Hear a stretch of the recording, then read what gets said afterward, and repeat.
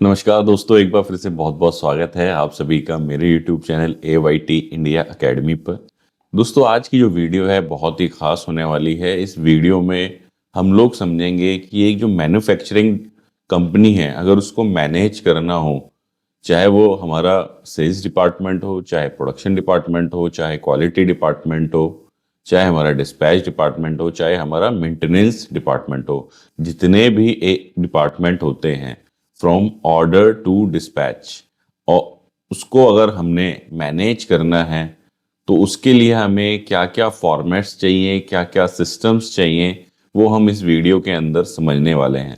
दोस्तों, इस सीरीज के अंदर हम टोटल 55 प्लस फॉर्मेट्स हैं जिनको कवर करेंगे। तो हो सकता है वीडियो कई सारी बने, लेकिन हम कवर सारे के सारे जो फॉर्मेट्स हैं, सारे सिस्टम्स हैं, उनको करेंगे। तो चलिए फिर ज्यादा वक्त ना गवाते हुए शुरू करते हैं वीडियो को। Let's start. दोस्तों, सबसे पहले जो हमें समझना जरूरी है वह यह समझना जरूरी है कि इसकी जरूरत क्या पड़ी।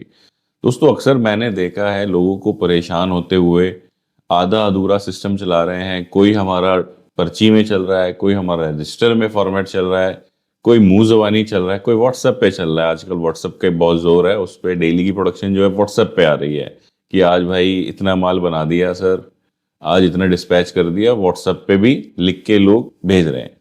लेकिन उसको अगर हम समराइज बात करें कि भाई आपके पास पूरे के पूरी कंपनी का अगर बही खाता, अगर शुद्ध देसी भाषा में बात करूं, बही खाता है कि नहीं है, तो वो लोग जवाब दे नहीं पाते हैं कि भाई हमारे पास बही खाता है या नहीं है।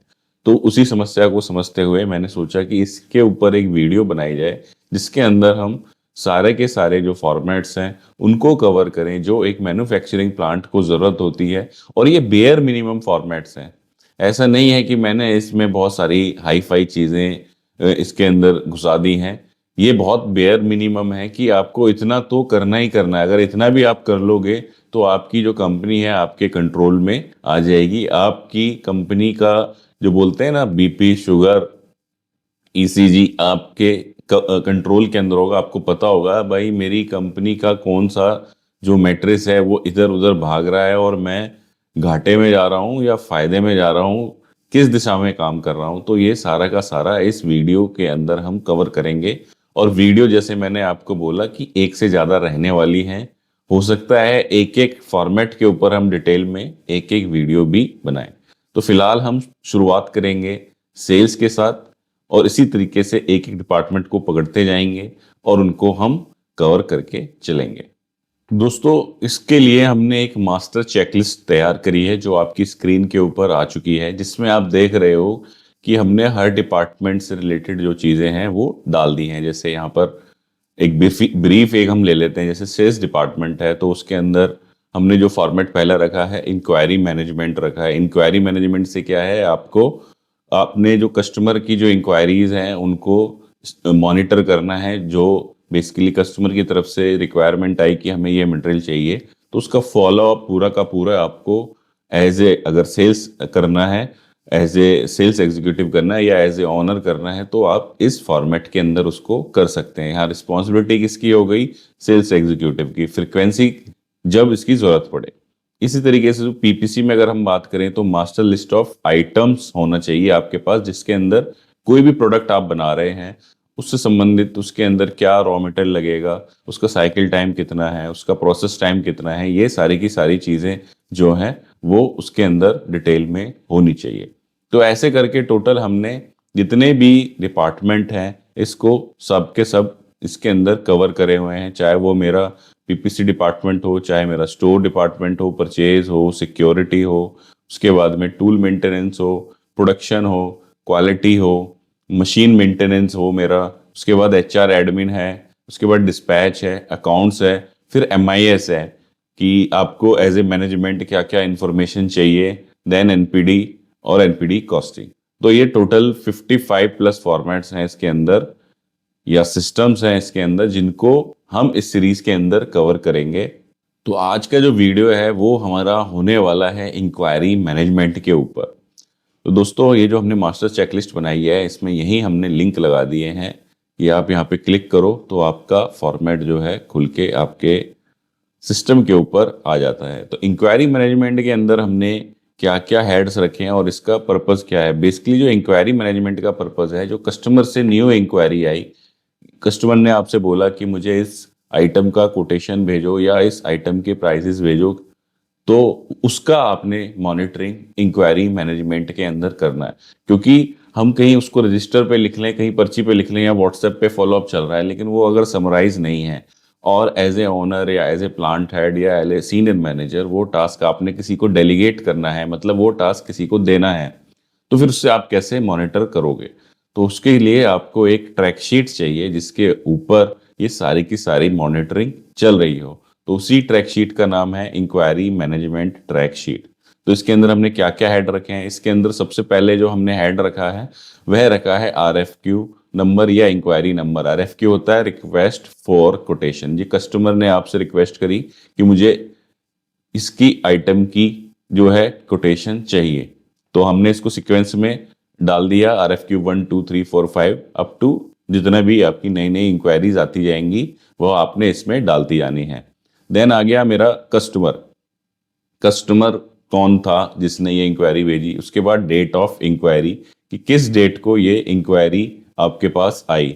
देन है मोड ऑफ इंक्वायरी, कैसे आई, फोन से आई, व्हाट्सएप से आई, मेल से आई, रेफरेंस के थ्रू आई, ताकि हम ये ट्रेस कर सकें कि हमारे पास मोड इंक्वायरी किस तरीके से आ रही है। सपोज करो हम वेबसाइट पे या इंडिया मार्ट पे पैसा तो बहुत खर्च कर रहे हैं लेकिन उससे कोई रिजल्ट नहीं निकल के आ रहा, तो वो कैसे ट्रैक होगा कि यहाँ पर जब हम मोड ऑफ इंक्वायरी में डालेंगे इंडिया मार्ट, भाई ये मेरी जो क्वेरी है इंडिया मार्ट के थ्रू आई है या मेरी वेबसाइट के थ्रू आई है। देन आता है type of inquiry. Type of inquiry क्या है कि भाई न्यू प्रोडक्ट बनाना है हमको, विद मटेरियल बनाना है, ठीक है, कोई जॉब वर्क की हो सकती है, या फिर ये इंक्वायरी भी हो सकती है कि भाई ये आप XYZ ऑलरेडी मेरे को प्रोडक्ट दे रहे हो, इसके अंदर ये थोड़ा सा चेंज करके एक नया प्रोडक्ट मेरा डेवलप हो गया है, अब उसकी मुझे चाहिए क्वांटिटी। देन आ गया पार्ट नेम। पार्ट नेम क्या है वो हमने यहाँ लिख लिया, जैसे डिजाइन फॉर राइजर, या दूसरा पार्ट देखा टॉप कवर, उसके बाद उसका drawing number, part number, SFTC 1 ton, ठीक है। Then expected quantity per month, कि जब उसने इंक्वायरी दी तो हमने पूछना है कि भाई लगभग आपको कितना मटेरियल पर मंथ चाहिए, तो वो हम इसके अंदर जो है नोट करेंगे एक्सपेक्टेड क्वांटिटी पर मंथ। उसके बाद आ जाएगा मेरा अपलोड पार्ट ड्राइंग या पिक्चर। कस्टमर ने कोई सैंपल दिया होगा आपको या कोई ड्राइंग दी होगी, तो आप यहाँ पर इसको अपलोड करके लगा के रखो ताकि हमारे पास पूरा डेटा रहे, नहीं तो वही पता चला पार्ट कोई दूसरा बनना है, बना कोई दूसरा दिया। देन आप इसके रिमार्क्स कोई लिखना चाहो। इसके बाद यहाँ से वर्किंग स्टार्ट हो गई कि ये जो मेरा पार्ट है वो फिजिबल है, नॉट फिजिबल है, आपने रिग्रेट कर दिया। फिजिबल का मतलब हो गया कि हम इसको बना सकते हैं, फिजिबिलिटी अपने स्टडी करी कि हाँ इस तरीके का पार्ट हमने पहले भी बनाया है और इसको हम बना सकते हैं। उसके बाद नॉट फिजिबल कि नहीं बना सकते। इसके बाद तीसरा है रिग्रेट कि हमने इसको मना कर दिया, ठीक है। इसके बाद फिजिबिलिटी में अगर कोई रिमार्क्स लिखना चाहो वो लिख सकते हो। देन फिजिबिलिटी आपने किस दिन फाइनल करी वो लिख दिया। फिर आ गया RM कॉस्टिंग, ठीक। इसमें भाई आप जो RM की इसके अंदर कोई रॉ मटेरियल लगेगा तो आपने क्या किया, यहाँ पर हमने 3 स्टेटस डाले। NA है मतलब नॉट अवेलेबल या नॉट रिक्वायर्ड, जॉब वर्क का आइटम है। RM कॉस्टिंग हमने इसकी डन कर दी है, या फॉलोअप चल रहा है सप्लायर के साथ, जैसे कॉस्टिंग डन करी तो यहाँ डाल दिया कॉस्टिंग हमने RM की डन कर दी है। फिर रॉ मटेरियल कौन सा इसमें लगेगा, EN8 लगेगा या कोई दाना लगेगा। इसको ऐसे समझिए कि ये सिर्फ ऐसा नहीं है कि ये हम यहाँ पर CNC या इस तरीके के कंपोनेंट की बात कर रहे हैं, आप इसको किसी भी तरीके के प्रोडक्ट के लिए यूज कर सकते हो। लोगों का माइंडसेट बड़ा नैरो है, वो क्या बोलते हैं मेरे वीडियो में भी कमेंट करते हैं, सर ये तो आपने CNC का दिखा दिया, मोल्डिंग का दिखाओ, असेंबली का दिखाओ। अगर यार आप इसको देख के भी अगर उसको इम्प्रोवाइज नहीं कर सकते तो फिर वीडियो देखने का कोई फायदा नहीं है। बेसिकली हम यहाँ कॉन्सेप्ट क्लियर कर रहे हैं। अगर आपको कॉन्सेप्ट क्लियर हो गया कि इंक्वायरी मैनेजमेंट क्या भला है, किस लिए की जा रही है, अगर आपको कॉन्सेप्ट क्लियर हो गया तो आप इजीली मेंटेन कर सकते हो। अब ये कोई यहाँ पे स्कूल वो तो है नहीं, स्कूल चल रहा है कि मास्टर जी ने आपको होमवर्क दे दिया और आपको करके लेके आना है।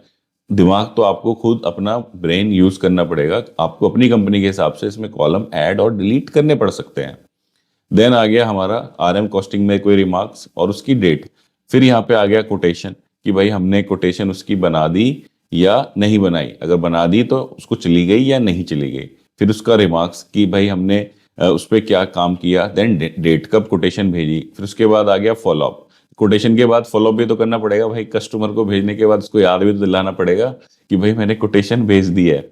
उसके बाद आ गया पीओ, कि जब हमने फॉलोअप किया, पीओ रिसीव हुआ या पीओ नहीं मिला, या फिर हमने क्या किया, यहाँ पर अंडर नेगोशिएशन चल रहा है कि उससे बात चल रही है, मैंने 100 रुपये पीस का दिया, उसने बोला जी नहीं नहीं 100 में नहीं, हम तो 98 में करेंगे, ठीक है, वो अंडर नेगोशिएशन हो गया।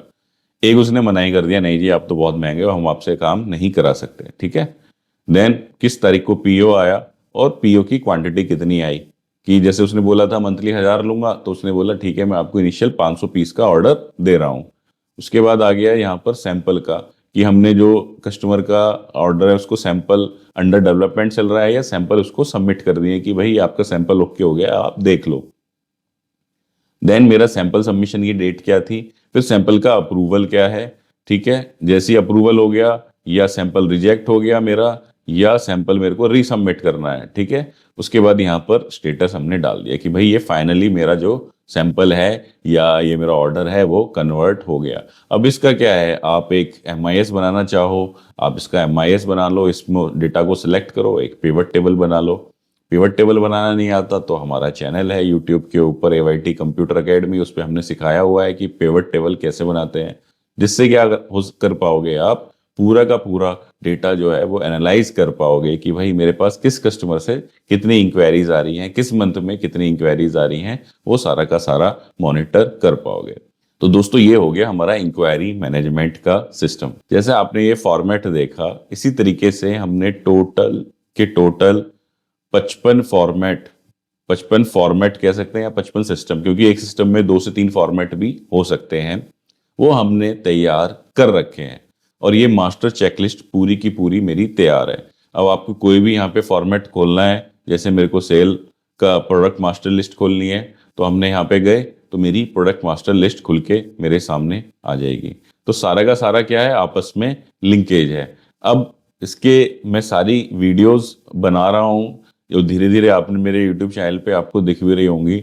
तो एक तरीका है आप वहां से देख करके सारा बना लो, ठीक है। दूसरा तरीका क्या है कि हमने इसका एक कोर्स बना दिया है 55 Excel format and system to run a company के नाम से एक कोर्स आपको मिलेगा, जिसका लिंक आपको डिस्क्रिप्शन में दिख रहा होगा, नीचे भी दिखाई दे रहा है, या फिर आप हमारी जो वेबसाइट है www.learn.aytindia.com पर भी जा सकते हो। यहाँ पर आप जाओगे तो आपको इस तरीके से आपको कोर्स हमारा दिखाई देगा, 55 Excel formats and systems to run a manufacturing plant, जिसके अंदर आपको जितने भी डिपार्टमेंट हमारे होते हैं, चाहे वो मेरा सेल्स डिपार्टमेंट है, PPC है, परचेज है, प्रोडक्शन है, quality, store, tool maintenance, machine maintenance, HR admin, accounts, MIS, सारे के सारे जो डिपार्टमेंट्स के अंदर होने वाले फॉर्मेट सिस्टम्स हैं वो आपको मिल जाएंगे, ठीक है। इसके अंदर हमने क्या किया है, मोर देन लगभग हमने 60 से लेके 70 तक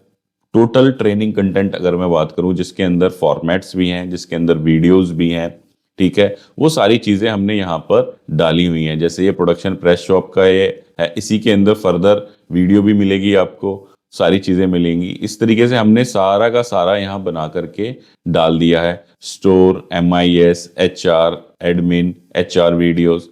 तो ये जितने भी डिपार्टमेंट्स हैं सबके यहाँ पर आपको डेटा पूरा का पूरा तैयार मिलेगा, आपने बस जाना है और कोर्स को बाय करना है। तो आप वन टाइम में अपनी कंपनी के अंदर पूरा का पूरा सिस्टम इंप्लीमेंट कर सकते हो। एक एक फॉर्मेट को समझाया गया है कैसे आपने यूज करना है। अदरवाइज दूसरा तरीका आप जानते ही हो, जो मेरे चैनल के ऊपर वीडियो पड़ी हुई है, आप उनको वीडियो को देखो और आप अपनी कंपनी के अंदर देख देख के एक एक फॉर्मेट का सिस्टम लगाओ। उम्मीद है दोस्तों वीडियो आप लोगों को पसंद आई होगी। वीडियो अगर पसंद आई है तो वीडियो को लाइक करना ना भूलें, और चैनल पे पहली बार आए तो चैनल को सब्सक्राइब कर दें, और साथ ही साथ शेयर करें वीडियो ज्यादा से ज्यादा लोगों के साथ, ताकि ज्यादा से ज्यादा लोगों तक ये जानकारी पहुंच सके। धन्यवाद।